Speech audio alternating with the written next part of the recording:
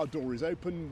We'll keep talking. But I have to say that things are looking difficult, and there's a gap that needs to be bridged. The UK's we've done a lot, I think, to try and help, and we hope that our EU friends will see sense and come to the table with something themselves, because that's really where we are.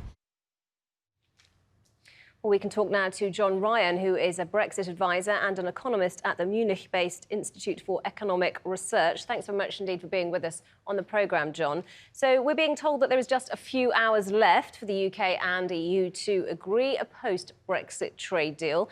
But why have they come up with this deadline when we've actually got more than 10 days until the transition period ends?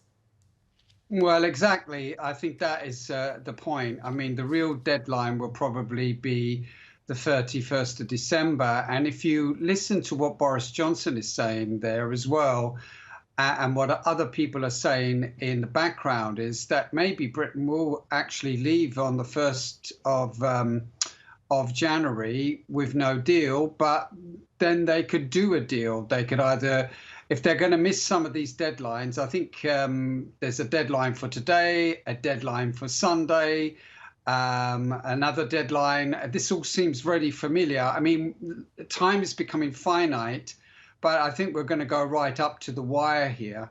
And the problem is that the European Parliament and the British Parliament won't really have very much time to look at the deal if it is presented before the deadline.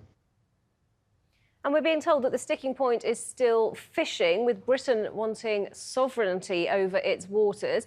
Why isn't this something that can be agreed upon?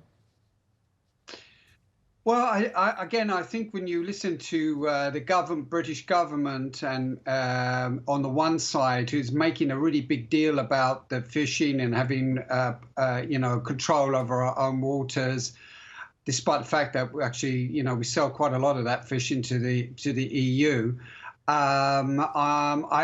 It's more symbolic, and it seems to be rather bizarre that this symbolism has got completely out of control, considering that the amount of jobs that are on the line here are small compared to other sectors of the British economy that need a deal. And on the EU side, the French are taking quite a hard line on this and not giving too many concessions away. And I think that they're coming to the conclusion that this might hold and there might not be a deal on fisheries.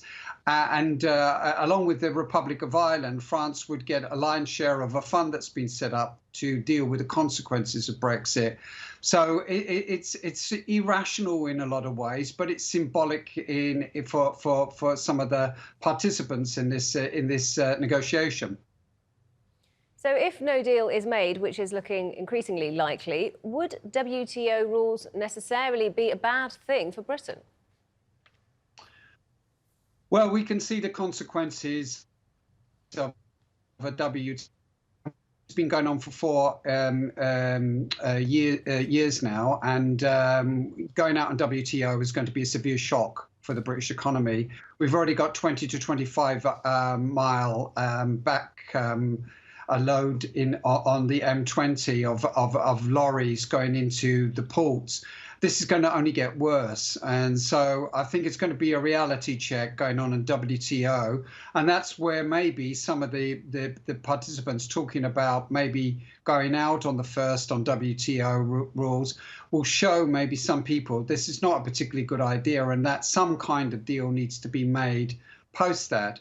But it's not going to be good at all for the United Kingdom, especially at a time when you've got COVID really rampaging through all the countries in Europe, but especially in the United Kingdom.